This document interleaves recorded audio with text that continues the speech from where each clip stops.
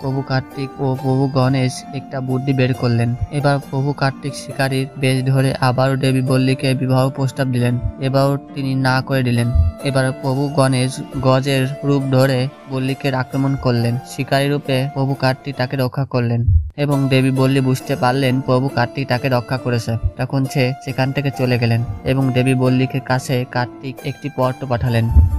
সেখানে তিনি বললেন, আমি তার জন্য সূর্য ওঠা পর্যন্ত অপেক্ষা করব। সেখানে প্রভু কার্তিক সারা রাত অপেক্ষা করতে লাগলেন। দেবী বল্লী তাকে পরীক্ষা করার জন্য সূর্য ওঠার আগে মুহূর্তে গিয়ে পৌঁছালেন। দেবী বল্লীকে অনুসরণ করতে করতে তার পিতা ও বড় ভাই সেখানে পৌঁছালেন। প্রভু কার্তিক শিকারী রূপে থাকায় তাকে চিনতে পারলেন না ও তার ভাই আক্রমণ করে দিলেন প্রভু কার্তিকের ওপর।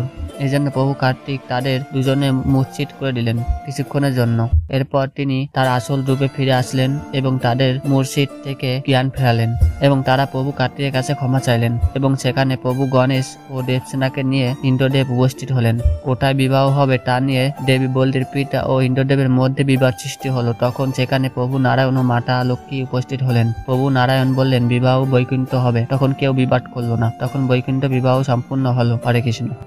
এরকম ভিডিও যদি আপনাদের ভালো লাগে তাহলে সাবস্ক্রাইব করে পাশে থাকুন।